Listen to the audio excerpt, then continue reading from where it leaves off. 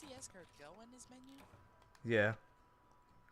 So there's the Royal Ludroth. It's pretty big. We first fight it in the flooded forest, but we can also fight it in the deserted island once we complete this quest. And once we complete this quest, we'll also get a new urgent quest too. So that'll be fun.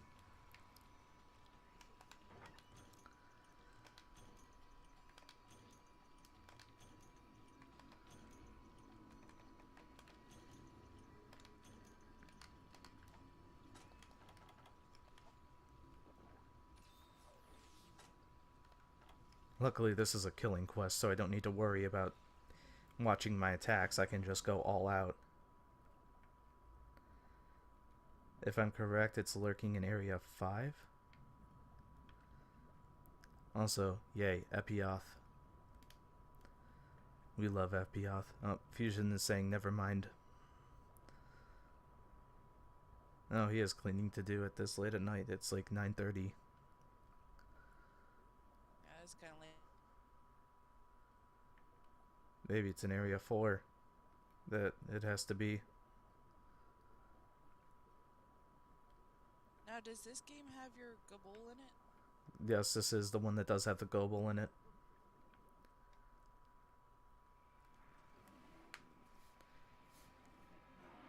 I'm sorry if that's considered a spoiler. Not really. This game is like 10 years old. If nobody noticed that by now, then there's no hope for them. I think the only people who'd be watching this anyway are people who are trying to relive the nostalgia of playing this game first, like I'm doing. Because this was my first Monster Hunter game. Oh, wow. Yeah. Does his throat blow up too? In a sense. This So isn't first, one that blows up like a goldfish, is it? No, that would no. still be weird. So the Royal Ludroth has some attacks, but the first things first, we're gonna get that tail. The main thing about the Royal Ludroth is it has a water attack where it spits water at you. Water that it soaks into its mane that you see on the front there, well, at the sides slash front. And then it has this attack where it charges at you while spitting a bunch of water. But our goal is that tail. And it's already enraged, which is definitely a good sign for us, which means we're doing a lot of damage. We're not even 5 minutes in and we're already got him enraged. That's good. That's a good sign for progress. But unfortunately, when he's enraged, he is a lot more powerful. There we go. We got his tail. We got the tail, and that's good. That's good news. Unfortunately, I just ran into his water blade attack, which is why I brought this very convenient water block seed. Now let's just hope I don't do this again. Unfortunately, Cha-Cha's already down. Now I just gotta pick and carefully choose when to attack him. He has two parts on his head that you can wound. He has the mane itself, and then he also has his crest. And I'm just trying to pick my moment to attack either one. Which is a... no. This is very... Pretty much as soon as he lunges, he kind of passes out for a little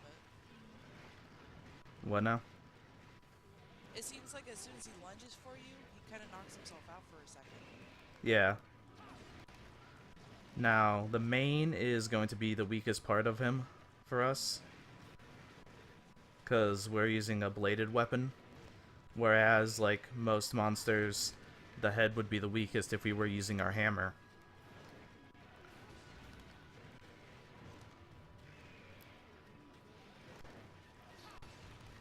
So we're going to try to break the mane first, and then we're going to deal with the head. The mane will make it so he can't do as much water, and I think it'll absorb as much water, and it might make him tired more quickly. The signs of a Royal Ludroth being fatigued are the fact that his mane will not be swelled up.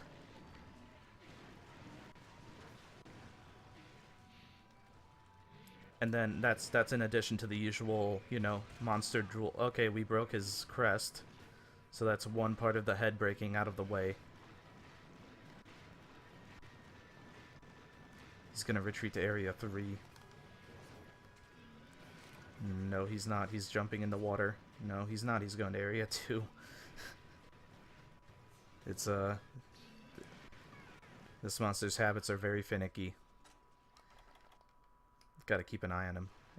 Oh yeah, that's one annoying thing about going into area 2 is that sometimes when you spawn in there right after a monster enters it, you might be ambushed by the monster being like right on your ass.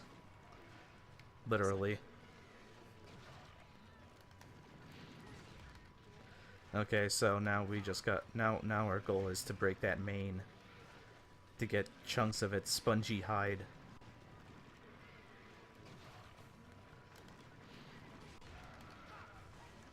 We're staggering it. We can also break the front claws of the Royal Ludroth too.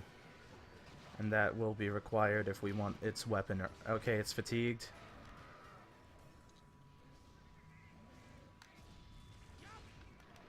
There we go. Really strong attack. It's fatigued. It's going to be slower, which means we can more easily get off our charged attacks. That's if I actually manage to, you know, hit it. How the Royal Ludroth regains fatigue is actually really stupid. It just goes into area 4 and dives into the water. And then unfortunately we're going to have to deal with it being in the water, which is its element. So it's faster. It's much more maneuverable in water than it is on land. Which is a common thing between water dwellers and they're called the Leviathans. In general, the Leviathans are much more maneuverable in the water than they are on land. You see now his mane has filled back up.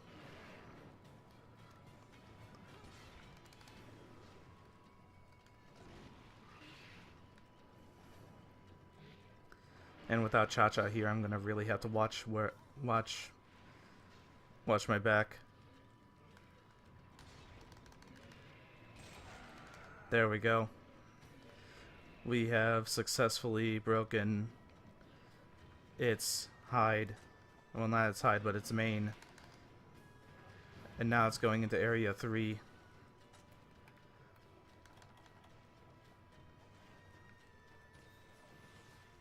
And it's also limping, which is a good sign because I might just capture this thing. I mean, I have the shock trap.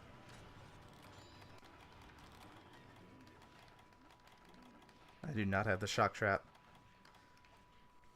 Oh shit, that's right, I used it on the Kurapeko. I was gonna say, yeah. I used my actual shock trap on the Kurapeko and not the supply shock trap that they gave me. Oh, had you used the other one, you would have had an extra shock trap.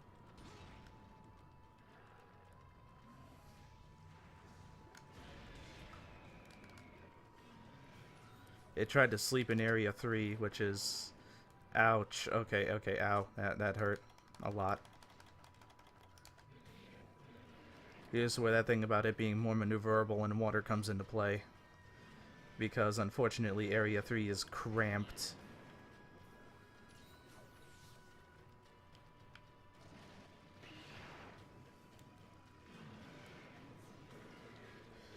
And that means that because of that, I do not have as much mobility as I need to survive its attacks.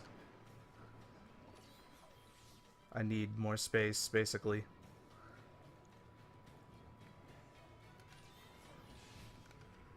There we go. Does it chase you out of the areas? Does it chase me out of the areas? Sometimes. Yeah, like, would it follow you? Yeah. Oh, some monsters do that, like Deviljo loves to do that. We can't fight Deviljo though, because that was online only in this game. Nonetheless, those who have played Monster Hunter before past low rank know exactly what I'm talking about when I say Deviljo is a pain.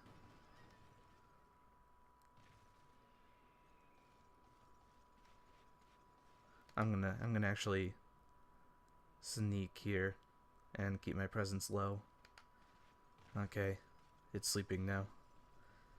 When it's sleeping, that's a good time for you to launch a charge attack if you have a great sword or a hammer. If you have any other weapon, you could just go fuck yourself, I guess. And there we go. Quest complete.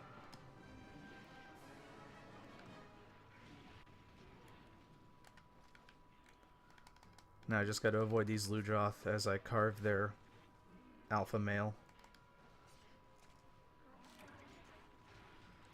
Somehow got a Royal Ludroth claw, even though I didn't break the claw.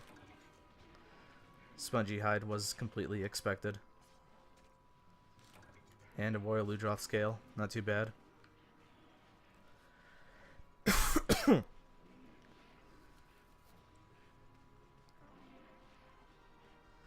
When you get to other quests, the high rank stuff, I should say. Oh, I didn't know Altoroth could climb up the wall. That's actually kind of cool.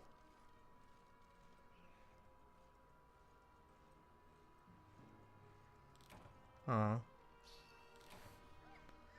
I would celebrate, but I'm gonna leave this episode on a cliffhanger.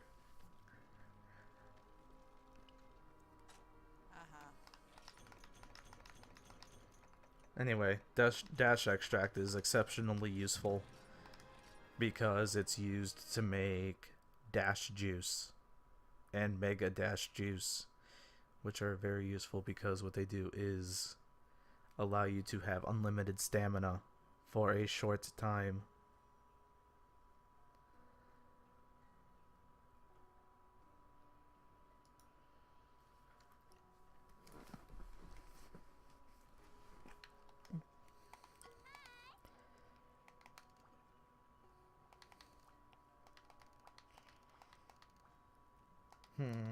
Okay, so now we are getting a new quest, the Baroth.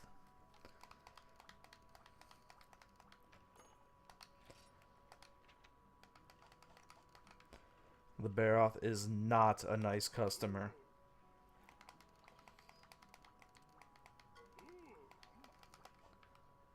The Baroth is pretty much going to be your first real test as a hunter. And there is no bullshit about it. We might, if only I had the resources, I would actually capture it, because I really don't want to risk dealing with it for too long. Its attacks are very powerful.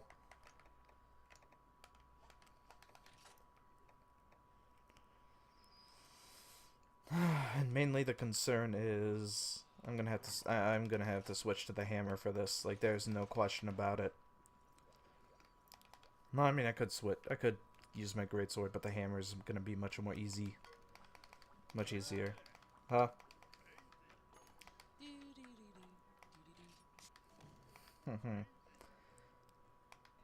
Oh, I didn't even know we could make the fluffy mask now. Interesting.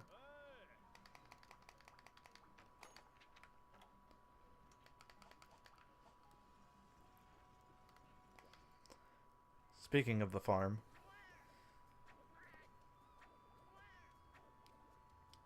it looks like we now have 2 cats to employ at the farm, which is good.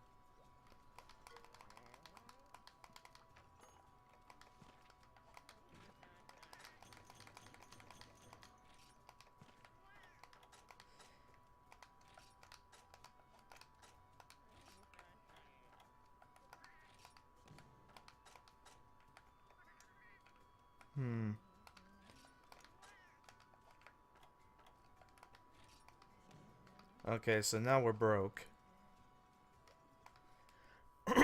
But we have the farm producing herbs and honey for us.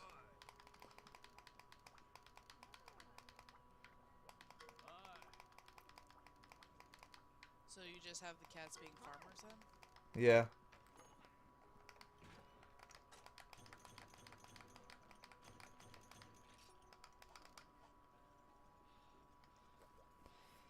And